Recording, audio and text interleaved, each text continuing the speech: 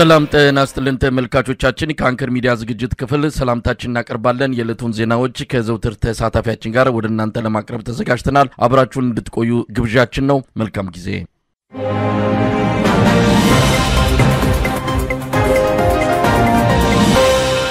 ኢትዮጵያ በባሌም ሆነ በቦሌ የባህር በር ባለቤት መሆኑ አይቀርም ከ10 ዓመት በኋላ የኢትዮጵያ ህዝብ 200 ሚሊዮን ሊደርስ ይችላል 200 ሚሊዮን ህዝብ ይዞ በ2 ሚሊዮን ህዝብ መታፈን የለብንም ሲሉ ፊልድ ማርሻል ብራኑ ጁላ ገለጹ የመከላከያ ኤታ ማጆር ሹም ፊልድ ማርሻል ብራኑ ጁላ በ118ኛው የመከላከያ ሰራዊት ቀን ነው ይህንን የተናገሩት የተለያዩ የአብይ አህመድ ጀነራሎችም ቀይ ባህርን በተመለከተ አስተያየታቸውን እየሰጡ ይገኛሉ በሌላ በኩል በህዝብ ተወካዮች ምክር ቤት የውጭ ጉዳይ ቋሚ ኮሚቴ አባል አምባሳደር ዲና ሙፍቲ በሽምግልና አሊያም በዲፕሎማሲያዊ ጥረት እንጂ በኃይል የባህር በር ባለቤት ለመሆን ፍላጎቱም እቅዱም የለንም ሲሉ ለአንድ ባገር ውስጥ ለሚተላለፍ ቴሌቪዥን ጣቢያ መግለጻቸው ታውቋል በግል ማህበራዊ ገጻቸውም አምባሳደር ዲና ሙፍቲ ከኃይል ይልቅ በዲፕሎማሲና በሽምግልና የባህር በር ባለቤት መሆን እንችላለን ሲሉ መግለጻቸው ተመልክቷል የአብይ አህመድ አገዛዝ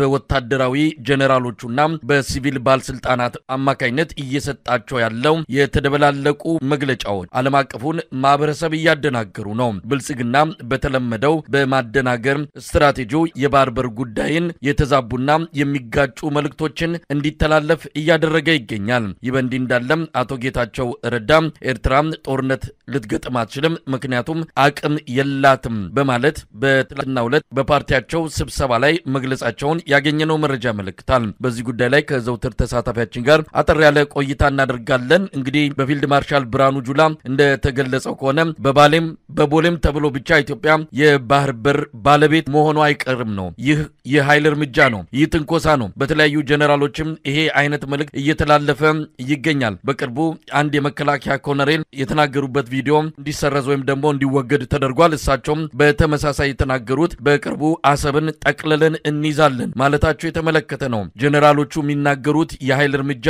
መውሰድ እንደሚገባና ያንንም በማድረግ አሰብን መቆጣጠርና የባህር በር ባለቤት መሆን ይቻላል የሚል ነው በአንዳንድ የአብይ አህመድ የፖለቲካ አመራሮች ደግሞ የሚሰጠው መግለጫ በተቃራኒ ነው በሽምግልና አሊያም በድርድር ወይም በዲፕሎማሲ ጥረት የሚል አይነት የተደበላለቀ መልእክቶች ከአብይ አህመድ አገዛዝ እየወጡ ያሉት ወታደራዊ ጀነራሎቹ እየፎገሉ ነው ልክ የጠገበ በሬ ከመታረዱ በፊት አቧራ በቀንዱ እንደሚያፎገለው ወታደራዊ ጀነራሎቹ ባገኙት አጋጣሚ ሁሉ በቃ ናውረድ ከሰማይ ይጥል ያለሽ በዳቦ አይነት መግለጫ ነው እየሰጡ ያሉት ኤታ ማጆር ሹሙን ጨምሮ የተለያዩ ወታደራዊ ጀነራሎች ከፍተኛ የሆነ ጠብ ያለሽ በዳቦ የሆነ መግለጫ እየሰጡ ባለበት ሰዓት በጎን ደግሞ ትልልቅ ፖለቲከኞች የጉዳዩን ምንፈታው የወደቡን ጉዳይ ምንፈታው በዲፕሎማሲ በንግግር ከምስራቅ አፍሪካ ሀገራት ጋር በድርድርና በውይይት ነው እያሉ እየተናገሩ ነው የትኛው ነው እውነት የትኛውን እንመን ለኢትዮጵያ ህዝብ እያምታቱት ነው ያሉት ባገኙት አጋጣሚ ሁሉ ትልልቅ አገራዊ የሆኑ አጀንዳዎችን ያነሱ የማይመለከታቸው ወታደራዊ ጀነራል ድንበርን ማስጠበቅ እንጂ ፖለቲካዊ የሆነ ስትራቴጂክ የሆነ ፖለቲካዊ ጉዳዮችን አንስቶ ሊወያይበት አይችልም ይሄ የህዝብ ተወካዮች ምክር ቤት ወይም የሚኒስትሮች ምክር ቤት ህዝብ ተወካዮች ተወያይቶበት ወደብ ያስፈልገናል ብሎ በየትኛው መንገድ ነው ወደብ ማግኘት ምንችለው ብሎ ፖለቲከኞች ባወጡት እቅድ ላይ ተመስርቶ ነው ወደዚህ መሄድ አለበት እንጂ ይሄ የወታደር ጉዳይም አይደለም ወታደር ተከልሎ የተሰጠውን ድንበር መጠበቅ ብቻ ነው ነገር ግን በተለያየ ቦታ ድንበሩን አስደፍሮ ያለ ስርዓት አሁን አሰብ ወደብን ምጽዋን ወይንም የሶማሌ አካባቢ የሚገኙ ወደቦችን በተለያየ አቅጣጫ መግለጫ እየሰጡ ነው በጣም የሚገርመው ደግሞ ብራኑ ጁላ በሰራዊት ቀን በማለት የ118ኛ የሰራዊት ክብረ በዓል በሚደረግበት ጊዜ 10 ዓመት በኋላ 200 ሚሊዮን ህዝብ እንሆናለን 200 ሚሊዮን ህዝብ ሆነን በ2 ሚሊዮን ህዝብ አንገታችን ጉሮራችን ዳንቆ ታፍነን አንኖር በባሌም በቦሌም ሂደን ወደቡን ይበጃችን ማድረግ አለብን ሶስት ነገሮች በዋነኝነት የኢትዮጵያ ህዝብ ይፈልጋል አለ ሰላም ልማትና ወደብ ከሰላም ጋር ከልማት ጋር ወደብን አቆራኝቶ ምናልባት ወደብ ከጎደለ ሰላምና ልማት እንደማይኖር አይነት አድርጎ ነው መግለጫ የሰጠው ኢትዮጵያ ሶስት ነገሮች ያስፈልጋታል አንደኛ ሰላም ሁለተኛ ልማት ሶስተኛ የባህር በር ኢትዮጵያ መዘጋት አይገባትም። ህዝባችን አሁን 130 ሚሊዮን ነው። በሚቀጥሉት 25 ዓመታት 200 ሚሊዮን ይሆናል። እንዴት በ2 ሚሊዮን ማህበረሰብ ጥቅም የ200 ሚሊዮን ህዝብ ጥቅም ይዘጋል? ፌር አይደለም። ፌር አይደለም። ዓለም አቀፍ ህግ አይደለም። ሎጂክም አይደለም። በጣም አሳፋሪ ነው። 30 ዓመት ተኝተናል። አሁን ነቅተናል። ጥያቄያችንን እንቀጥላለን። ሰላምም ልማትም ባህር በርም እናሳካለን። ባህር በር ላይ እንድንወጣ ያደረጉን ጠላቶች ለ60 ዓመት ለ70 ዓመት የሰሩ ጠላቶች አሁንም ስራቸውን ቀጥለዋል። ከባህር በር እንድንወጣ ያደረጉን እነሱ ናቸው። እኛ ተሳስተን ተባብረን ሊሆን ይችላል። የኛ ልጆች ተሳስተው ትብብር አድርገው የባህር በር ጥቅም ያልገባቸው በወጣትነታችን ተቀስቅሰን አምነን እኩልነት መስሎን ትብብር አድርገን ሊሆን ይችላል።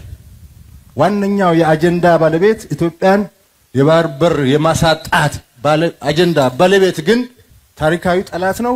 አሁንም ቀጥሎበታል። መከላከያ ሰራዊታችን እናጠናክራለን፣ ልማታችን እናፋጥናለን፣ ባህር በር እናገኛለን። በአጠቃላይ የተምታታ መግለጫ ነው እየሰጡ ያሉት። በተለይ ደግሞ በጦር ላይ ማሰልጠኛ ወታደራዊ የልዩ ማዕረግተኛ ወታደሮች የምረቃ ስነ ስርዓት በሚደረግበት ጊዜ ሜጀር ጀነራል ብርሃኑ የተባለው ሰውዬ ሲናገር በጣም በርካታ የሚያስተዛዝቡ ነገሮችን የተናገረው። ከተናገረው ንግግሮች መካከል ቀይ ባህር የኢትዮጵያ አንጡራ ሀብታችን ናት ይታወቃል። ይህንን አውቃችሁ የሀገራችንን የወደብ ባለቤትነት ልታሳኩ የተዘጋጃችሁ የአባት አያቶቻችሁን ጀግንነትና ወኔ መድገም ይገባቸዋል። አሁን ላይ የተገኘውን ሰላም በሰዋዕትነት በመሆን ጽኑ መሰረት ላይ ያስቀምጣል ይልና መሰረቶችም እየናደ እንግዲህ እዚህ ላይ የሰራዊቱ አጠቃላይ በኢትዮጵያ ያለ የመከላከያ ሰራዊት የሀገሪቱን ልማት አብሮነት እና ሌሎችንም ድንበሯን የናደበት ሁኔታ ነው ያለው። በደቡብ ሱዳን በኩል ብንሄድ፣ በጅቡቲ በኩል ብንሄድ፣ በኬንያ ድንበር በኩል ብንሄድ እና በሰሜን ሱዳን ብንሄድ ድንበሯ ተንዷል። የትኛውን ድንበር አስከብሮ ነው ድንበሯን አስከብሬ እየኖርኩ ነው እያለ የሚናገረው? ብርሃኑ ጁላም እንዲሁ ኢትዮጵያ 3 ነገር ያስፈልጋታል ብሎ ገልጾታል። የአፍሪካውያን ተስፋ፣ የዜጎች ኩራት ሆና እንድትቀጥል የእናንተ ድርሻ ትልቅ ነው በማለት በሰራዊቱ ቀን ተናግረዋል። እንግዲህ የአፍሪካውያን ኩራት ናት ኢትዮጵያ። ኢትዮጵያውያን እኮ አሁን አፍሪካውያን እጅግ በጣም የሚያፍሩባት መመኪያ የነበረች ሀገር፣ በብልጽግና ዘመን ግን ዜጎቿ ወደ ውጭ ሀገር እየሄዱ በባቡር የሚሞቱባት፣ መሰረተ ልማቶቿ በተቋም ደረጃ የመከላከያ ሰራዊት ይህንን ሰራዊት በየክልሉ አሰማርቶ ከዚህ በፊት የነበረው መንግስት የገነባቸውን ጤና ጣቢያዎች፣ ትምህርት ቤቶች በአጠቃላይ መሰረተ ልማቶችን እያወደመ ዜጎችን እየደፈረ እናትን ከባል ፊት የሚደፍር ባትን አስሞ ልጆችን የሚደፍር ስርዓት በሄደበት ሁሉ እየተቃማ እያቃጠለ እያወደመ ያለ የጉግ ባንኩ ስርዓት የትኛው ክብር ነው ኢትዮጵያን እያስከበረ ያለው? ስለዚህ በኢትዮጵያውያን ዘንድ በጣም ከፍተኛ የሆነ ጥርጣሬ ውስጥ እንድንገባ አድርጎናል። በአጠቃላይ ግን በወታደራዊ አመራሮች ላይ እየተነገረ ያለውና በፖለቲከኞች እየተነገረ ያለው ወደብ በማስመለስ ደረጃ እየተምታታና የተጣረሰ ሐሳብ እየሰጡ ህዝቡን እያንታቱት እንደሆነ ነው መረጃዎችን የሚያመላክቱት። መሳይ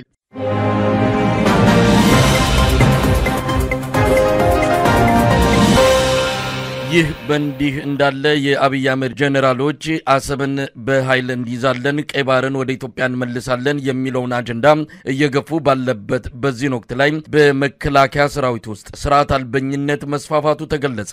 በተለያዩ የሰራዊቱ ካምፖች አቅራቢያ የሚገኙ ከተማ ነዋሪዎች በሰራዊቱ ዝርፊያና ግድያ እየተፈጸመባቸው እንዳለ ነው ለአንከር ሚዲያ የሚደርሱ መረጃዎች የሚያመለክቱት። በጋምቤላ በሞያሌ አካባቢ በዝዋይ ባቱ እንደዚሁ መከላከያ ሰራዊቱ በሚገኝባቸው አካባቢዎች ስርዓት አልበኝነት እንዲስፋፋ መነሻ በመሆን ሰዎችን እየገደሉ ዝርፊያም እየፈጸሙ እንዳለ ነው በደረሰን መረጃ ላይ የተመለከተው። ሰራዊቱ የሚቆጣጠረው የለም፣ ልብስ እየቀየሩ ከተማ በመግባት በኃይል ባስገዳጅ ሁኔታ የሚፈልጉትን ከነዋሪው ከመደብሮች እየነጠቁ እየወሰዱ እንዳለ ነው በመረጃው የተመለከተው። በባቱ ዝዋይ በሳምንት 3 ሰዎች በመከላከያ ሰራዊቱ እየተገደሉ እንዳለም ተመልክቷል። መከላከያ ሰራዊቱ የሚቆጣጠረው ባለመኖሩ ባገኘው አጋጣሚ ሁሉ ህብረተሰቡ ላይ ከፍተኛ ጫና እየፈጠረ እንዳለና የሰራዊቱ ካምፖች በሚገኙባቸው አካባቢዎች ያሉ ነዋሪዎች ምሬታቸውን እየገለጹ እንዳለ ነው የተመለከተው። በሌላ በኩል በአማራ ክልል ሰራዊቱ መሳሪያውን እየሸጠ እየጠፋ እንዳለም ተመልክቷል። በቅርቡ በተደረጉት ውጊያዎች የቆሰሉ የመከላከያ ሰራዊቱ አባላት የካ ኮተቤ ሆስፒታሎች እየታከሙ እንዳለ ተመልክቷል። ከፍተኛ ቁጥር ያለው ቁስለኛ በአላጌ የግብርና ማዕከል እንደሚገኝም ነው በደረሰን መረጃ ላይ የተመለከተው። በጉዳዩ ላይ የዘውትር ተሳታፊያችንም አንዳንድ መረጃዎች አሉት። እንግዲህ ሰራዊቱ ስርዓት አልበኛ ሆኗል።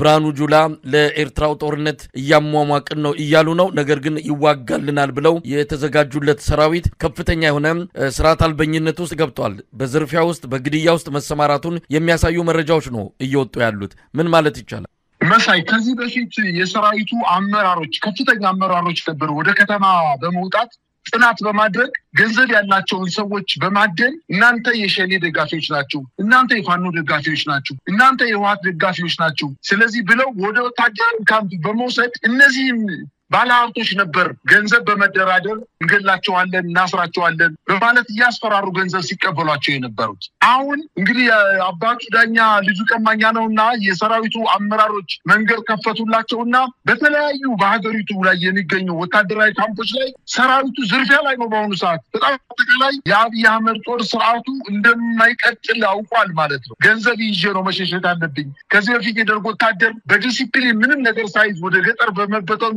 ምክንያት የደረሰበት ችግር አለና ከነሱ ትምህርት ወሰዱ በማለት አይነት እስኪመስል ድረስ ሰራዊቱ ከወታደራዊ ካምፑ ሲወጣ መሳሪያውን ይዞ መውጣት አይችልም፣ ክልክል ነው። ወደ ከተማ ሲሄድ ገንዘብ ለማውጣት ሲሄድ፣ ሻይ ለመጠጣት ሲሄድ ወይም ዘመድ ለማግኘት ሲሄድ ከከተማ ምንም አይነት መሳሪያ ይዞ አይወጣም። ነገር ግን ከጠባቂ ወታደራዊ ፖሊሶች በመደበቅ የክላሽ ሳንጃዎችን በካልሳቸው በጀርባቸው እና በእጃቸው ጃኬት ውስጥ በመጠት ከፍተሻ እየወጡ በአስፓልት መንገድ ላይ የቆሙ አውቶቡሶችን፣ ተንቀሳቃሽ ሚኒባሶችን፣ በአጠቃላይ የሲቪል ተሽከርካሪዎችን በማስቆም ዘረፋ ላይ ተሰማርቷል። ይህ ነገር በበርካታ አካባቢዎች ላይ አሁን መደበኛ ስራ እስኪመስል ድረስ መኪኖችን አስቆመው ይዘርፋሉ፣ ሞባይል ይቀማሉ፣ ሰዓት ይቀማሉ፣ የአንገት ቀለበት ይቀማሉ፣ ጣት ቀለበት ይቀማሉ፣ ብራስሌት ይቀማሉ። የተለያዩ ቁሳቁሶችን በመቀማት ሽጠው ወደ ከተማ ሄደው እየጠጡ አንዳንድ ቦታ ላይ እየተገደሉ ሰክረው እየተገደሉ ይገኛሉ እና በአጠቃላይ ከጦር ካምፓቸው መሳሪያ ይዘው መውጣት ባለመቻላቸው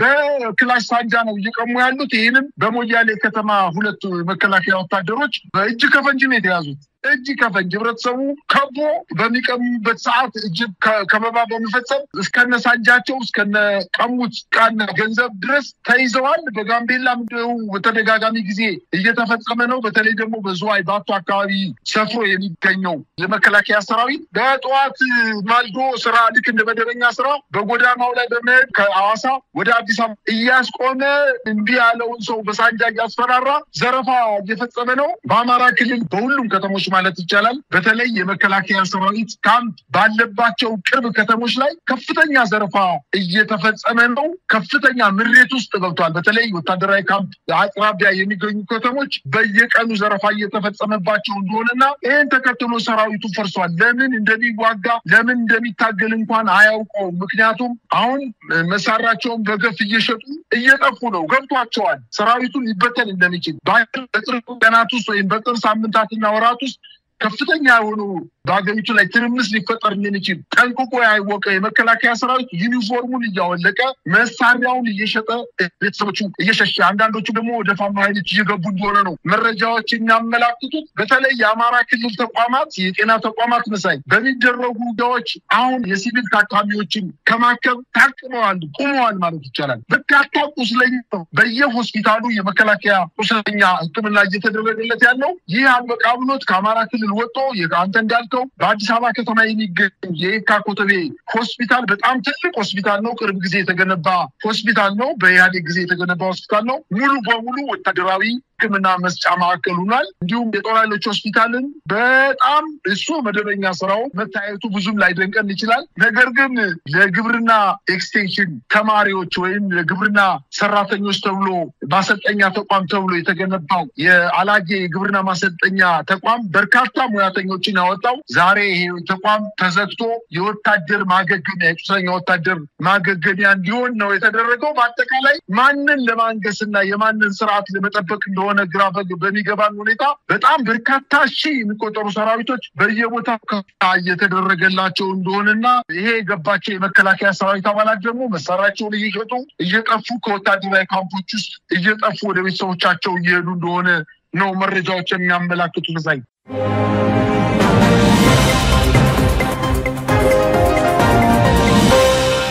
በአማራ ክልል እየተካሄደ ያለው የህልውና ተጋድሎ ተጠናክሮ እየተካሄደ ባለበት በዚህ ወቅት የአብይ አህመድ አገዛዝ መጠነ ሰፊ የድሮን ጥቃት መጀመሩ ተገለጸ።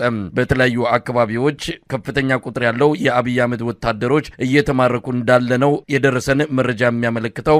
ባህር ዳር ከተማ አቅራቢያ በተካሄደ ውጊያ እንደዚሁ በርካታ የአገዛዙ ሰራዊት አባላት መማረካቸውንና እጅ መስጠታቸውን በደረሰን መረጃ ላይ ተመልክቷል። እንዲሁም በወሎ በሸዋም በተመሳሳይ በሰሞኑ ውጊያዎች የአብይ አህመድ ወታደሮች እጅ እየሰጡ ሲሆን የጥምር ጦሩ አባላት የሆኑት የአማራ አድማ በታኝ እንደዚሁ ሚሊሻ ሰራዊት አባላት እጃቸውን በመስጠት ፋኖን እየተቀላቀሉ እንዳለም ከሚደርሱን መረጃዎች ለማወቅ ተችሏል። የድሮን ጥቃቱም እንደዚሁ በተለያዩ አካባቢዎች እየተፈጸመ ይገኛል። በጎንደር በባህር ዳር አካባቢ ሰሞኑን በተፈጸሙ የድሮን ጥቃቶች ሰላማዊ ሰዎች መገደላቸውን ነው ለማወቅ የተቻለው። በዚህ ጉዳይ ላይም ከዘውትር ተሳታፊያችን መረጃዎችን ያቀብለናል። እንግዲህ ውጊያዎች እንደቀጠሉ ናቸው። እንደተለመደው የፋኖ ኃይሎች በአገዛዙ ሰራዊት ላይ የሚያሳርፉት ምት በዚህ ሰሞኑም ተጠናክሮ እንደቀጠለ ነው ማወቅ የተቻለው። በርካታ ኃይሉ የአገዛዙ እየተማረከ ነው፣ እጅም እየሰጠ ነው። ቀደም ሲል በነበረው መረጃ ላይም እንደተመለከተው መሳሪያውን እየሸጠ የሚጠፋው ሰራዊትን ቁጥር ከፍተኛ እንደሆነ ነው ለማወቅ የተቻለው። የድሮን ጥቃቱ ደግሞ በዋናነት የፋኖ ሰራዊት ላይ ኢላማ ያደረገ ሳይሆን በሰላማዊ ተቋማትና ሰላማዊ ዜጎች ላይ እንደሆነ ነው በፎቶግራፍም በቪዲዮም ተደግፎ የሚወጡ መረጃዎች የሚያሳዩት። እስቲ ባለፉት 2 ቀናት ያሉ የውጊያ መረጃዎች ምን ይመስላሉ? መልካም መሳይ እንግዲህ በባህር ዳር ከተማ አቅራቢያ በትናንትናው ዕለት ከከተማዋ መና ማርያም ላይ ተብላ በምትጠቀሰ ከተማ ላይ የአገዛዙ ጦርና የአማራ ፋኖ ብሔራዊ ኃይል ቴዎድሮስ ህዝብ መካከል በተደረገው ውጊያ በተለይ ቋሪት አምባ በተባለ ከፍተኛ ተራራማ ቦታ ላይ በተደረገው ውጊያ የሻለቃ አመራሮችን ጨምሮ ከ50 በላይ የአገዛዙ ጦር ሲገደሉ በርካታ የጦር መሳሪያ መማረኩንና የአማራ ፋኖ ብሔራዊ ኃይል ምዕራብ አማራ ቀጠና ቴዎድሮስ እዝ በአንደኛ ክፍለ ጦር የተመራ የወታደራዊ እንቅስቃሴው በዳና ማርያም እና በተለይ ቋሪት አምባ በተባለው አካባቢ ላይ ሊያጠቃ መጥቶ የነበረው የመከላከያ ሰራዊት ተመቶ መመለሱንና በጣም በተደጋጋሚ ጊዜ ይህችን ቦታ የፋኖ ኃይሎች ጠንካራ ይዞታ በመሆኗ አስለቅቆ ወደ ሰሜን ማዕከላዊ ጎንደር እንቅስቃሴ ለማድረግ ወደ ቻግኒና መራይ ቆላማ አካባቢዎች ላይ ለመንቀሳቀስ ሙከራ ያደረገው የመከላከያ ሰራዊት ተመቶ ወደ ባህር ዳር መመለሱን ነው መረጃዎች የሚያመላክቱት። በሌላ ዜና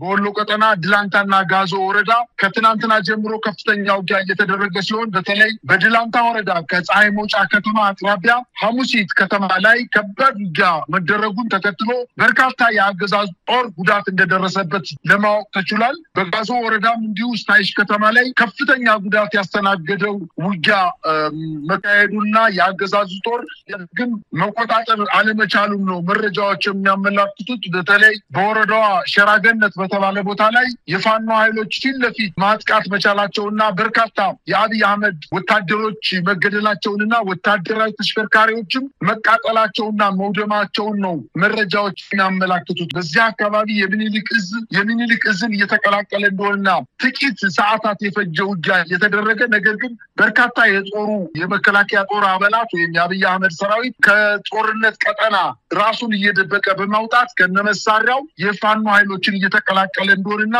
ይህም የሚኒሊክ እዝ በርካታ የሰራዊት አባላቶቹ መጣው እንደተቀላቀሉት ለማወቅ ተችሏል። ምስራቅ አማራ ኮር 1 ላይ ብቻ እንኳን በሸራገነት በተባለው አካባቢ ላይ እንኳን 4 ስናይፐሮች 28 ክላሽ 7000 ክላሽ ተተኳሽና 6600 የስናይፐር ተተኳሾችን እንዲሁም 60 የእጅ ቦምቦችን ያዙ ከ32 በላይ ያገዛዙ ጦር አባላት የፋኖ ኃይሎችን መቀላቀላቸውንና በተለይ ለበርካታ ጊዜ የተመታው እዚህ አካባቢ እንቀሳቀሰው የ104ኛ ያገዛዙ ኮር የሻምበል 4 የሻምበል አመራሮችና 3 የመቶ አመራሮች ጨምሮ በሰላም ለፋኖ ኃይሎች ወደውና ፈቅደው በምርኮ ሳይሆን ወደውና ፈቅደው ከነሙሉ ትጥቃቸው ያገዛዙ ጦር በመግዛት የፋኖ ኃይሎችን መቀላቀላቸው ነው ለማወቅ የተቻለው። በሌላ ዜና በሰሜን ሸዋ የተለያዩ ወረዳዎች አመራሮች ላይ የሰሜን ሸዋ ጠቅላይ ግዛት እዝ ወደ ተለያዩ ወረዳዎች በመንቀሳቀስ በዋነኝነት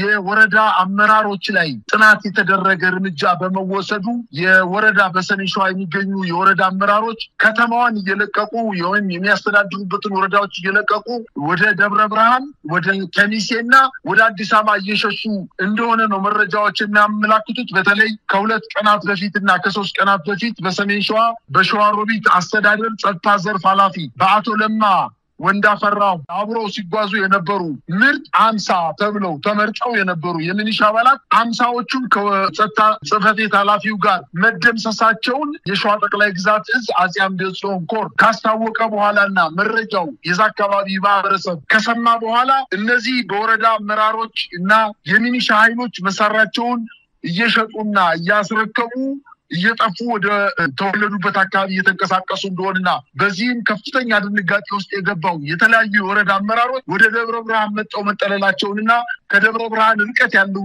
በመሃል የተቆረጡ ቦታዎች ደግሞ ወደ ከሚሴ ሂደው የከሚሴ ዞን ላይ ጥበቃ እንዲደረግላቸው ከመከላከያ ሰራዊት አመራሮች ጋር አብረው እያደሩ እንደሆነና የአማራ የፖለቲካ አመራሮች ስም እንዳወጣላቸውና የመከላከያ ኮዳ ብሎ እንዳወጣላቸው መከላከያው በሚንቀሳቀስበት በሁሉ ቦታ ላይ ልክ እንደ መከላከያ የውሃ መጠጫ ኮዳ አብሮ ይዟቸው እየዞረ እንደሆነ ነው መረጃዎች የሚያመላክቱት። በዚህ እንቅስቃሴ ተስፋ የቆረጠው የመከላከያ ወይም ያገዛዙ ጦር በእግረኛ ሰራዊት በጣም በርካታ የመልሶ ማጥቃትና የሙሉ ማጥቃት እንቅስቃሴ አድርጎ ቦታዎችን መቆጣጠር ባለመቻሉ በፋኖ የተነጠቀውን ቦታ መቆጣጠር ባለመቻሉ መንጠቅ ባለመቻሉ አሁን የጠቅላይ ሚኒስትሩ አብይ አህመድ እንደተናገረው ጊዜው የቴክኖሎጂ ነው፣ እኛ ምንጨርሰው በቴክኖሎጂ ጦርነቱ በቴክኖሎጂ ነው ምንጨርሰው ባለው መሰረት የአማራን ህዝብ ከፍተኛ በቀል እየተፈጸመበት እንደሆነ ነው መረጃዎች የሚያመላክቱት። ይህን ተከትሎ እንግዲህ በቋራ ወረዳ በትናንትናው ዕለት የቴዎድሮስ ከ30 ዓመታት በፊት የቋራ ወረዳ ዋና ከተማ የነበረች ወይም ደለጎ ከምትባለው ከተማ ወረዳዋ ከመሄዷ በፊት የቴዎድሮስ ከተማ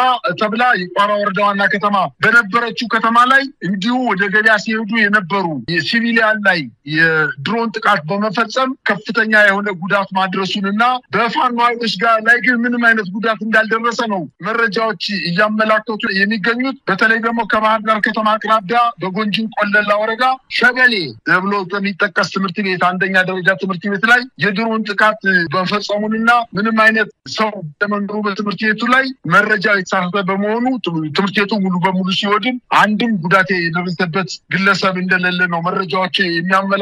እንግዲህ አማራ ክልል ትምህርት ቤት ጀመረ ብሎ በአማራ ክልል ያሉ የትምህርት ማህበረሰቦችን ወደ የወረዳው በትኖ ባለበት ሰዓት ተማሪዎች በትምህርት ቤት ስላልተገኙ ብቻ መትረፋቸው እንጂ ትምህርት ቤቶችን በቦምብ ያጋየ ድሮን እየመታና የገበያ ቦታዎችን ሆን ብሎ አውቆ አቅዶ በድሮን እየደበደበ ሲቪሊያኖች እንዲሳቀቁና ከፋኖ ኃይሎች እንዲነጠሉ ለማድረግ ከፍተኛ እንቅስቃሴ እያደረገ እንደሆነና ለትምህርት የመከላከያ እየወሰደው ያለው እርምጃ በዋነኝነት ምክንያት እንደሆነ ነው ማወቅ የተቻለው መሳይ።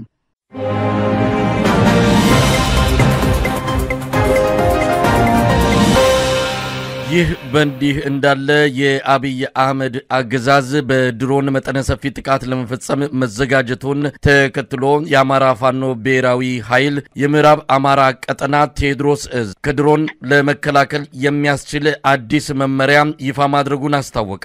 መረጃዎች እንደሚያመለክቱት አብይ አህመድ በእግረኛ የሚያደርገው ውጊያ ኪሳራ እያስከተለበት በመሆኑ በድሮንና በጦር ጀቶች ውጊያውን ለማካሄድ መወሰኑን ነው ለማወቅ የተቻለው። ይህን ተከትሎም የፋኖ ኃይሎች ራሳቸውን የሚጠብቁበትና ከድሮን ጥቃት የሚከላከሉበትን መመሪያ በአማራ ፋኖ ብሔራዊ ኃይል በኩል ይፋ መደረጉን ነው የቀጠናው ቴዎድሮስ እዝ ወታደራዊ መምሪያ ኃላፊ ሻለቃ ዝናቡ ልንገረው የገለጸው።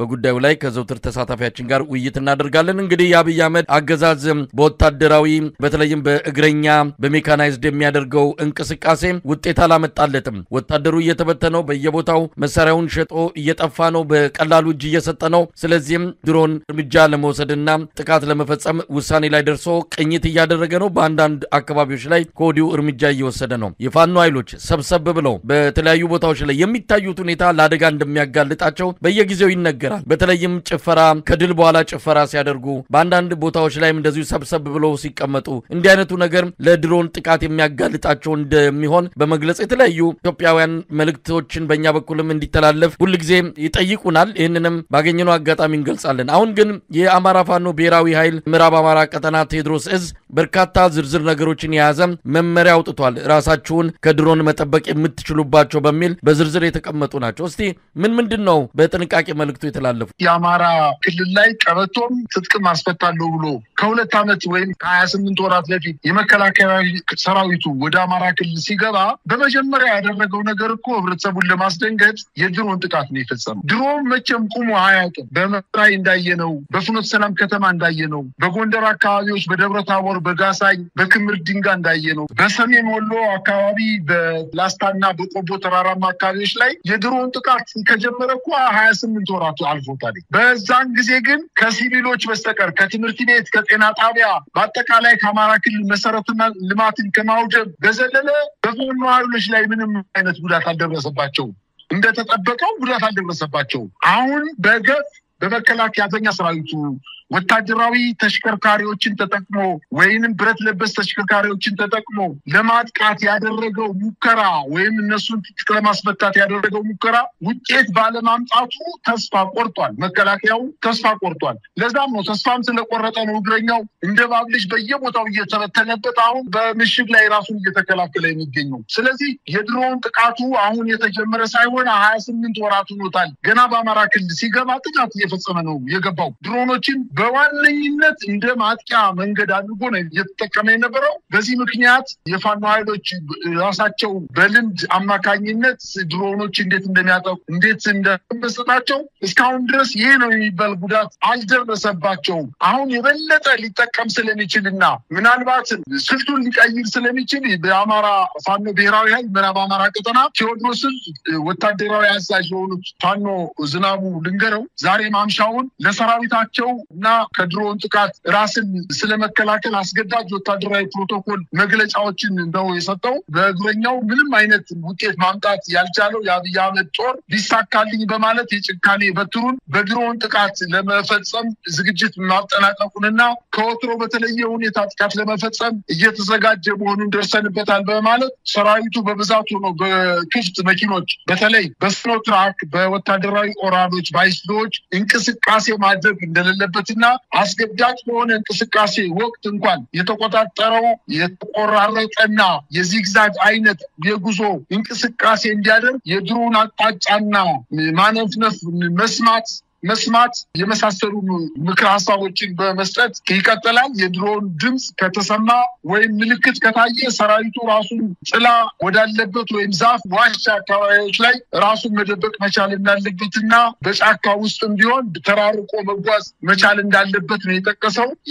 የምንገለገልባቸው ወይም የተማረኩ ተሽከርካሪዎች ላይ ቅጠል ወይም ጨርቃ ጨርቆችን በመሸፈን ለድሮን ካሜራዎች እይታ እንዳይገለጹ ለማድረግ መቻል እንዳለባቸውም እንዲሁ ጥብቅ ትዕዛዝ ሰጥቷል። የቤት የመኪና መስታወቶችን ጭቃ በመቀባት ጨረር እንዳያርፍባቸው በማድረግ ለድሮኖች የካሜራ እይታ መሰወርን እንደ ዋነኛ ምክንያት በመጥቀስ አሳፍቷል። በተለይ ደግሞ ከባድ ማስጠንቀቂያ የሰጠው ሞባይል አጠቃቀምን አቅጣጫ የሰጠ ሲሆን ስልክ ለመጠቀም የተፈቀደላቸው የፋኖ አባላትና አመራሮች ሎኬሽናቸውን ዝግ በማድረግ እንቅስቃሴ እንዲያደርጉ የያዙት ስልክ ስማርት ከሆነ ደግሞ ሲስተሙ ውስጥ በመግባት የበረራ ምልክቶችን ወይንም ኤሮፕሌን ሙድ በማድረግ እንቅስቃሴ ማድረግ እንዳለባቸው ካደረጉ በኋላ ደግሞ የድሮን እንቅስቃሴን ዝም እስኪል ድረስ ወይም አሳሳር ጋር እስክትመለስ ድረስ የሞባይላቸውን ባትሪ ስዊች ኦፍ ማድረግ እንዳለባቸው ነው አያይዘው የጠቀሱት። ማንኛውም ታጋይ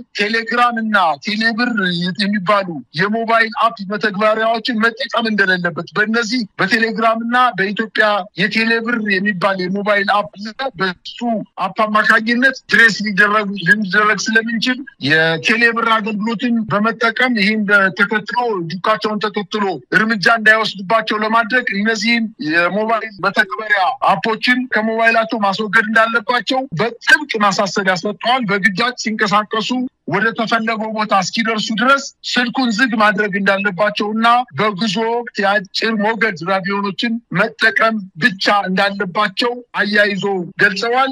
የስብሰባ ቦታን እጅግ በጣም ሚስጥራዊ ማድረግና ከስብሰባው ቦታ ላይ የሚጠረጠሩ ምልክቶች ከታዩ ስብሰባውን እስከመዘረስ የሚደርስ ትግበራ መፈጸም እንዳለባቸው አያይዘው ጠቅሷል። ማሰልጠኛና ስብሰባ ቦታዎች በግልጽ ሜዳ ላይ መደረግ እንደሌለባቸው ከሆነም ደግሞ ከጠዋቱ 5 ሰዓት እስከ 9 ሰዓት እስከ ቀኑ 9 ሰዓት ድረስ በፍጹም እንቅስቃሴ አለማድረግ። ምክንያቱም ከሳተላይት መረጃ ለመውሰድ በጣም ግልጽ የሆነ መረጃ ስለምታገኝ ከ5 ሰዓት እስከ 9 ሰዓት ያለውን እንቅስቃሴ መገደብ መቻል እንዳለባቸውና በጥላ በዋሻ መቀመጥ እንዳለባቸው በዛፎች ስር መቀመጥ እንዳለባቸው ነው አያይዞ የጠቀሰው። ድሮን የፀሐይ ጨረር አቅጣጫ ባለበት የካሜራ መነጽር በትክክል መመልከት የካሜራው መነጽር ስለማይችል በእንቅስቃሴ ወቅት የፀሐይ ጨረር መስመርን ከፊት ለፊት በማድረግ ማስተካከል እንደሚገባ ማሳሰቢያ ሰጥቷል። የቅኝት ድሮኖች በአካባቢው ከታዩ ፈጥኖ ቦታ መቀየር፣ መሳሪያ ይዞ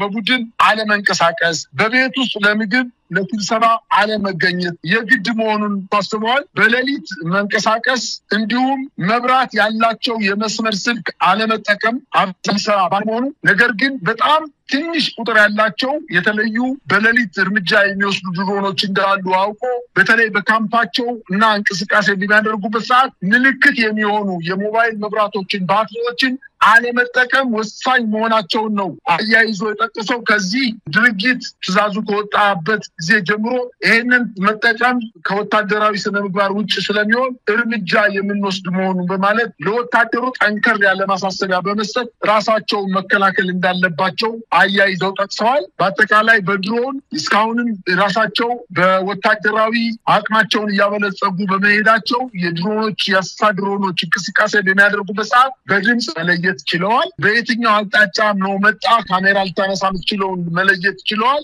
እንዴት ተሰባስበው ወይም ተበትነው መቀመጥ እንዳለባቸው በደንብ ተምረዋል። ከዚህ በተጨማሪ ሌሎች ጥቃቶች እንዳይፈጸሙባቸው ራሳቸውን እንዴት መከላከል እንዳለባቸው ለሰራዊቱ ጠበቅ ያለ መመሪያ መስጠታቸው ይበል የሚያሰኝና ከጉዳት ራሳቸውን መከላከል ለማስቻል ከፍተኛ ጠቀሜታ ስላለው ይሄን መተግበር እንዳለባቸው ነው እግረ መንገዳችን ማሳሰቢያ መስጠት እንፈልገው።